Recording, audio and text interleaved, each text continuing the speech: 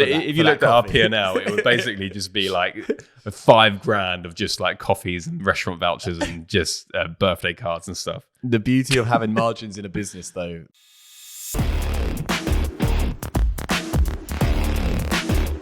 Jake, building a successful studio, what's the most important thing? Is it workouts? No. Is it nutrition? No. Is it the coaching? Yes. If our coaches are listening, then hell yeah. Yeah. It's all of those things to a certain point. But the biggest thing, and today's topic of the podcast is the community. The community. What does a community, when I say the word community, what do you think of? People. Mm-hmm. Togetherness. Yes. Camaraderie. Yeah. Those are the words that come straight to mind. And I mean, at the moment, I mean, you only need to look on like in the online coaching industry, and the word community is just like everywhere right now, right? So I think it's one of those things that seems like it's an easy thing to create, but actually out of everything we've done, it's probably been the hardest in terms of just being able to maintain a great community. Because it's one thing, like the way that I define a community is like, when you have a community of members in your gym, let's look at it in terms of like what many people would liken it to, which is a Facebook group, right? Let's just think of a Facebook group of community of members. Okay, you could call that a Facebook community, right?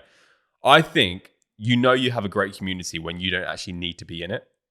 Do you know what I mean? Like when conversations are happening, when people are getting along with each other, and it doesn't actually need you to facilitate conversation because it's just happening organically within the community.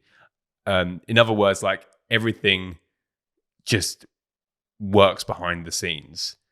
And when you have something like that, especially when it's attached to a product like a gym, magical things can happen. And we're going to talk about a lot of those stuff today. Yeah, our members arranged a group meetup the other day. I know. And I said to you, like, it was one of our members put something in the Facebook group. I was like, we want to arrange like a meetup. Who's in? And instantly I thought, oh, this is so cool. 100% I'm in. I want to come to that. But then I said to you, it's like, we have those kind of regular, like member community type things that we do on a regular basis. This was one that a member had decided to create and organize on her own. So I kind of thought, with that in mind, maybe it's best I step out of this one. Yeah. Because I think it just gives them an opportunity to kind of badmouth us. Yeah, well, exactly. If they want to, you know what I mean? But yeah, like there's loads of different ideas and different ways that you can build a community in your gym. I think a lot of gyms already do this, perhaps without even knowing. But the one thing that people, like all of the testimonials about Revamp is it's the community, it's the people. It's knowing that I'm going to turn up to the gym and it's going to be friendly faces there and I can get on with my workout. It's not intimidating. Like all of those things we have been able to create without necessarily really trying to create that. Do you know what I mean? I think that's probably why it's been so good. It's because it's just been so organic in terms of like what we've built. So yeah, we're going to talk about some of the different ways that we can build that loyal community. Yeah, today we're going to go through 5 ways. In fact, look, if you're listening to this, about to open a studio, have a studio right now and feel like this is an area that you can work on, there's certainly always ideas that even we can improve. Absolutely right. We're going to give 5 ways today that you can take away and action straight away. That's the goal. So let's start, should we, Jake? Yeah, I mean, why do you think like independent gyms specifically should be focusing on building a community? Because big corporates can't. Exactly. They don't have member buy-in. They don't have staff buy-in. I think it's one of the biggest things. Instantly, if someone joins somewhere where they have 100 other locations, it doesn't feel personal at all. They're there for a reason just for them, selfishly and rightly so. So I think it's pretty much impossible for a big corporate to build an incredible sense of community and belonging. I think one studio brand that does it incredibly well, actually, with the community side of things, is Barry's. I've seen them do it really, really amazingly, and they've obviously got, I'm guessing, hundreds of locations across the world. Yeah. And they managed to build Barry's as part of an identity for their members, which is really, really cool. But that's one of the very few I can think of that comes top of mind. But as a local studio, as a local gym, you have an unfair advantage in the fact that if you can build community better than anyone else, whether a big corporate jumps in near you or not, they're not going to be able to replicate what you have, and have that trust and loyalty within your membership. So that is why this topic is so important and why we're dedicating a whole podcast to it. Yeah, and I think especially with the semi-private model where, I mean, it's propped up to create community, isn't it? Like, all the sessions are small group PT. People tend to join the sessions that they join them because they know that their friend is going to be there, for example. But I think this is a conversation we're having a while back about the differences between a semi-private model and an open gym model. I think the open gym model, in order to facilitate that volume of people, you need a big space. So the space becomes where people attribute value, right? So the location matters more than anything else, because you know the likelihood that you can go 5 minutes down the road and find another 5,000 square foot room is very, very slim.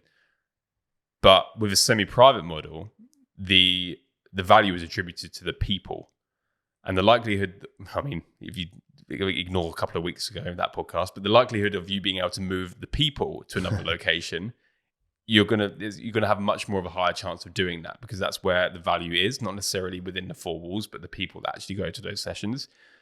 That's if you're putting in a lot of these community practices that we're going to talk about. So I think that's the most important thing. You talk about like a business need, an unfair advantage, like you just mentioned there, or a moat. The great thing about a semi-private studio is that if you can build a sense of belonging, the people become your business. And when the people become your business and they continue to come because of the other people, you just have this lovely compounding flywheel that just generates revenue for the rest of the time. Yeah. Number one, Facebook group.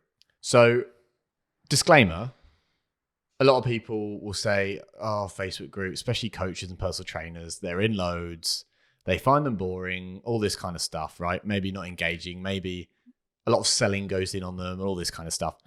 But your customers don't, can I just say? So, and you were one of the people at the beginning that said, "Oh, I don't think," because we came from the online PT mentorship background, and yeah, you're right. Like the Facebook groups to us was just like, oh my god, like another Facebook. We group. almost built up resentment in Facebook groups, which is quite common, to be honest. But a coach once told us a very important piece of advice. He said, "Go where your members already are." So have the online community side of things exactly where your members are already. Like it's got to be within an app that they have already. It's got to be as convenient as possible to them. So the obvious community piece to build there was a Facebook group, because 99% of our members have Facebook already. They can jump in there. To be honest with you, it's a great space. Facebook do it so well, don't they? They build the community side of things so well. So the group is exclusive. It's a safe space for members to engage. And it just means that we can have everyone in one place. And what I love about it as well is that it can become your customer service as well, because other members love helping other members. So if somebody's got an issue, particularly with something like, I can't log into the app, does anybody know how to fix this? Like the Facebook group becomes a support mechanism that doesn't necessarily eat into our time, right? So it's people have started to actually direct a lot of questions to other members, because they're going to get a quicker response than if they were to wait for an email for like 2 days from us. Not saying we take 2 days with every email, but you get what I mean. Yeah, some of our clients do WhatsApp groups. Some of our clients do Slack. But for us, like Facebook group, we felt was the best way. Not that those other apps aren't good, but they do the same job. But a Facebook group for us was the best way to go. One thing I will say, and people have this question, what happens if people leave Revamp? They do get removed from the group. I think that's really important, because the Facebook group is a value add of what we provide at Revamp, and it's sold as it's exclusive just to Revamp members.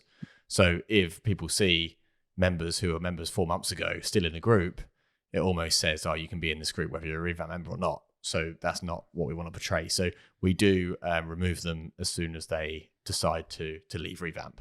Yeah, and like for important correspondence and communication, like we'll always send emails and texts and things like that to cover, all bases. Because that's another objection that we've had of like, okay, well, what if somebody doesn't have a Facebook profile?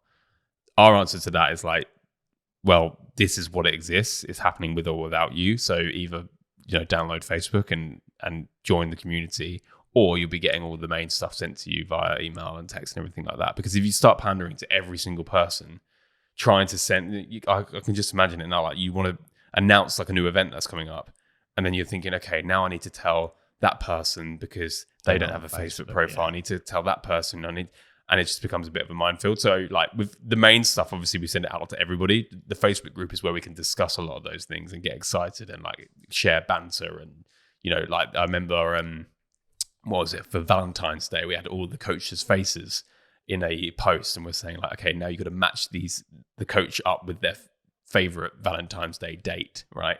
So like little fun things like that you can definitely do within a tight-knit Facebook group. But yeah, I think the biggest value of the group is that customer service piece, and that just ease of being able to share information, in the moment. Yeah, and in the sales process, we encourage members to share wins. We encourage members to tell us how they're feeling after their first week in that group, and try and be as public as they want to be within that group, which just encourages more and more. I mean, there's posts daily in that group, and they're not from us. So clearly, it's doing a really good job. Cool. So that's group. That's where we have everyone online. Number 2, we've got here birthday cards and gift vouchers. This is actually a big one. I heard on a podcast once. Wouldn't it be really cool? It was an American guy, I think. Wouldn't it be really cool to be able to have the margins in your business to give $30 in a card, or a $30 voucher in a card to your members on their birthday? And I thought, damn, that would be cool. And that's what we do. So during the initial onboarding, we get date of birth, and then we have that zapped from everywhere. And Jake is the expert here. I don't even know what the terminology is. And then we get a reminder a week before every single person's birthday, reminding us to get a voucher. Normally we do a £20 John Lewis voucher or something of that ilk. And then we put it in a bespokely designed revamped card, an envelope, put their name on it, leave it at the studio, send them a text to let them know it's at the studio ready to go. And we have like people just can't believe it a lot of the time. 9 times out of 10, not that we do it for this reason alone, but like this is a nice additional. People will take a photo of their card and say thank you so much and put it in the Facebook group, or they'll put it on their own social media platforms, and like just being able to do that for us, because we can do that. And again, it's just something that those other corporate gyms just wouldn't do. It definitely separates us from other gyms nearby. And I'm trying to think of some of the questions we'll get. Like we do it for members and challengers. So people that are on the challenge, we also do it for them as well. Obviously, selfishly, that will increase the chances of them moving to a membership, which is what we all want. We want them to stay here as long as possible. So we do it for them as well. And we also do gift vouchers.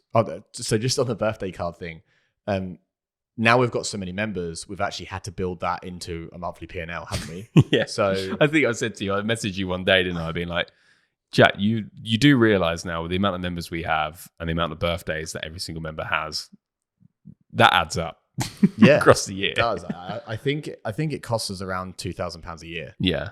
On we're keeping John Lewis in business. Single-handedly. Don't think they need help. But yeah, so that's just a side note on that one. Gift vouchers. So if someone refers to the challenge and that person decides after the challenge to join the membership, we then get the person that referred a £100 restaurant voucher at a really nice restaurant nearby. How many of these have we given out? A few a month, I would say, on average. But the best thing about this, the reason why we don't do it straight to challenge is because like that just adds to the acquisition number of that person. So it would be quite difficult, frankly, to do it if someone just went straight to challenge. We have talked about building some kind of referral in straight away if they went straight to challenge. But right now we've just got the voucher, the restaurant voucher, and people, again, just they actually do know about that. So customers know that there is £100 restaurant voucher to the place that we do it with. We actually partnered with them to make it really easy. They know about the reward there, which was not tactical from us necessarily. We just decided to let people know. And that just gives them more incentive to go and tell everyone about Revamp, which is cool. Hey, quick one from us. If you're enjoying this episode, you'll love our free weekly newsletter. It's for current and aspiring studio owners who are looking for the latest growth hacks to sign up more members and keep them. It's a quick 2-minute email covering the stuff we're testing in our own gyms. So you'll be getting access to what's working today. If you're interested, you can join 3,500 gym owners and go to thefitpreneur.com and subscribe. That's thefitpreneur.com. Anyway, back to the episode. But also, like, when you're somebody that refers somebody else, that gives you a sense of belonging as well, doesn't it? Like, if somebody's incentivized, obviously, through a gift voucher, then that's great. But they also have that incentive to actually spread the word, which other gyms don't necessarily do they? It's like, just, by the way, can you refer us when you get a chance? But we've always been big believers of incentivizing with outlandish stuff like that. £100 voucher at one of the nicest restaurants nearby, that's a great experience that person is going to have just for telling somebody else. A lot of our clients have kids. That's a really nice night out with their partner. Do you know what I mean? It's just a really cool thing to do.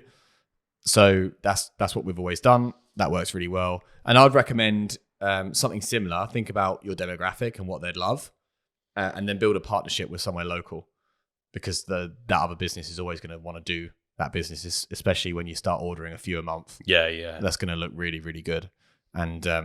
And obviously for us, our membership is £59 per week is our membership. So, if that costs us £100, we've got a 2-month cancellation.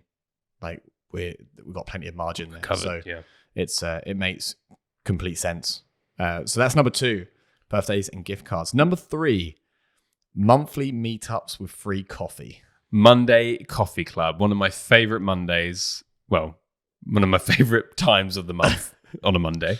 The first Monday of every single month, we have a drop-in hour where we'll go to a local cafe. Again, a partnered cafe. This is the importance, guys, of actually partnering with your local businesses, because you can do a lot of this stuff. We go there. We have an hour where we turn up at 10 and we put something in the group the night before, the day before, saying, Monday Coffee Club, feel free to drop in for a free coffee. And we have so many people on that first Monday of every single month that drop by, they have a free coffee. And you know what? It's just a really nice opportunity to have a conversation away from the gym, talk about what's going on in their lives, talk about family, talk about, all kinds of things not related to fitness. But also, again, selfishly, what it is, it's a great opportunity to answer any questions relating to their service as well. Because what tends to happen is that if we didn't have that touch point once a month, we'll get an email here or a text message there or a conversation here where it'll be like, okay, we need to check that for that member, or we need to check this for that member. But by having Coffee Club, they turn up, they have a free coffee, and it's a great opportunity for us to sit down, and we can have our laptop there as well. And we can actually just look into their profile, make adjustments if we need to.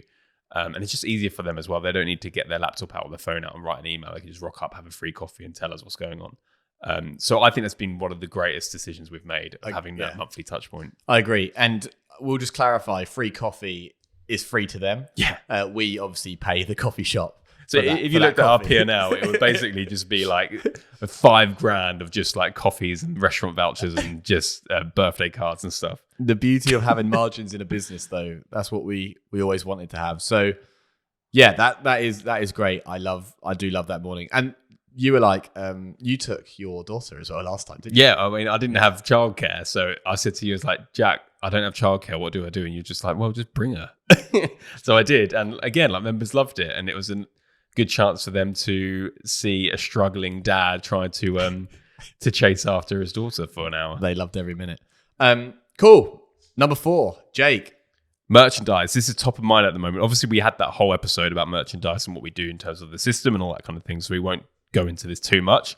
But like what we mentioned there, and I'll mention it again here, is that branded merchandise, it gives people a new identity. It's something that they can point at and be like, this is me now. And I think having something like that, especially within a community setting, again, you look at, if you go and support a football team, you look at the crowd, what are they? They're wearing the football team shirt. You go and watch your favorite band and there's like merchandise for all the bands there. So it gives people that opportunity to actually wear something and show the world who they are, what they value, and all that kind of thing. So that's why we obviously had the merchandise in place. But what we're actually about to introduce, because we're kind of nearing this time, is t-shirts based on how many sessions members have attended, right? So like milestone t-shirts. And again, this is great for retention. I've seen a lot of gyms do this, but we have a lot of members. Obviously, we've only been open like 6-7 months now. So we haven't necessarily needed to introduce a lot of this stuff just yet, but we're about to. So for every 100 sessions, they'll get a 100 t-shirt. For every, what we're saying, we thought like 250. These are, just quick side note, these are different designs and colors as well. Yeah, so they'll get a 100 t-shirt, they'll get a 250 t-shirt, and 500. I mean, and if anybody stays for 1,000, that's like 5-6 years we worked out. So they'll get like something there as well. So it just gives people that, again, it's that visual of like in the gym being proud to turn up, work out, and have a number attached to their commitment to turning up. And I think that's really cool. Yeah, that is. I'm really excited for those. We're going to bring that in as a surprise. And unless anybody listens to this podcast. Yeah, and picture the first few in the group with their new shirts on. So I'm looking forward to that. That's a big one. We've seen gyms do that before. We always wanted to add it. We haven't needed to, obviously, because we're quite new. But I think we've got members that are like 4 or 5 sessions away now. Yeah, it's funny. I said to you, it's like, surely there must be about 100 sessions now for some of these members. And I looked and there are about 5-6 that are like 92, 93. So it's good timing. Love it. Number 5, my favorite of the lot, quarterly events. We know gyms and studios that do monthly events. It depends on the scale of the events, if you ask me. If you're going to do like kind of smaller type events, monthly could work really well. We know a studio owner that does monthly and she does amazingly. But quarterly events works really well for us and is a nice cadence for us because we do go a little bigger with budget and stuff like that. So we do obviously 4 events a year. Now, the ones that we've done so far, side note, we have a £500 budget for each event. That's what we've built in. That's what we're projected. Sometimes we go over that, but we'll average £2,000 across the year. So the events that we've had so far, Christmas party in December was awesome. We put like 250 quid behind the bar for people to buy drinks. We obviously did all the food at our expense, all that kind of thing. People see those things as huge surprise and delight because they're not used to it. Doesn't matter where they've come from, like what walk of life they're in. They're just not used to that kind of thing. So we like to really treat people. A few weeks ago, we did Clip and Climb. Again, another local business, independently owned. We decided to just, because we went over budget with that one. It was like £22 a person to climb and to eat afterwards. So I think we said to members, we're just looking for a £10 contribution from everyone. Obviously, that's a cheap climbing session and meal with drinks because we supplied all the drinks as well. And obviously, they're absolutely fine with that. So we had like 40, 50 people do that, which was really great. We had a great session, didn't we, there? The next one that we've got coming up is we're doing a summer barbecue, cocktails, food, drink. It's going to be awesome at another local business on the high street. And then the next morning, we're doing a Wim Hof workshop. So cold therapy, cold plunge, breathing, all that amazing stuff. So that's going to be a hell of a hangover cure, as I keep saying. And by the way, like, if anybody has any ideas of this stuff, we're always looking for ideas. Yeah. Like some of the ideas we've had, like for the rest of the year, if not next year and so on, is like escape rooms are always good in terms of, fostering that community. Well, teamwork. I don't know about you, but sometimes I get into arguments in escape rooms, but we'll leave that for another day. Kayaking. You've always wanted to do like a Ninja Warrior type thing, obstacle course. Yeah. There's a few cool places. I like the kayaking down and like to a pub, getting off and then kayaking back. Yeah, I haven't thought about great that. Fun. Yeah. That'd be cool. The really awesome one I love the sound of is a school themed sports day. So we were going to use like the local cricket club, rent that out from them for the day, and do like a proper school-themed sports day. Like egg and spoon, sack race. Yeah. That, I mean, what else? Apple bobbing. Apple bob. Is that in the sports day? Is that what you call it? I don't know. I didn't know. I never Teachers did that used to hold day. our heads under. I think that was something else. But yeah, like I love the idea of doing that. So that might be the next one towards the end of the summer. But there's so many ideas. And also, like we said, didn't we, the other day, of like, you don't necessarily need to look at these as individual cost events. Like, you can look at it, okay, what's your event budget for the year? And you can maybe choose ones in the summer, for example, that will cost you a little bit more, and then have ones closer to winter, which are more of just like a nice gathering or like a walk. I can't even speak today. These don't have to be really expensive. No, they don't. They don't. But if you can build good margin and have good price points, you should be able to spend some money on this stuff. One thing that I will say, we've tried to let people know about each event like 6 to 8 weeks in advance. We have now kind of said to each other, that's not enough. No. So we want to try and let people know about the next event straight after the event before, so people can really look forward to something. We've made kind of a mistake by leaving it a bit late this time. Like we left it like 6 weeks or something. And I think we've had a couple of people say, it's not really enough time. Yeah. Because it is like an evening and then a morning if they want to do both things. So that's just a little tip there. Do you want to just go in, Jake, just quickly about how we get people to RSVP for these things? I think it could be quite important because I don't want people holding like these quarterly events, signaling and then not actually getting a number for these things together. Again, like, you don't want to be paying out for this stuff if there's not interest there. So the first thing I would do is get people to signal their interest by just laying down the terms. Like, really simply having a form set up where you include all of the details. You maybe use language which is like, we're thinking about doing this, or this is the date we're thinking, who would be interested, and then maybe having like a disclaimer. If we have enough people interested, we'll take payments, for example. And the way that we do that is we have a form. We give people a chance to RSVP by saying, yes, I'm attending. But what we'll then tell people is we'll custom charge you for the amount. For example, with the Wim Hof one, we're subsidizing that by quite a bit, but it will still cost each participant £50. So it's like, it's going to cost you £50. It's on this date.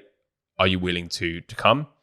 And then we get a list of people that said, yep, they're willing to come, in which case we can then custom charge them on our system so that we could then generate the money to then cash flow to pay for the event. To pay for the event. Yeah. Yeah. So there's no risk there.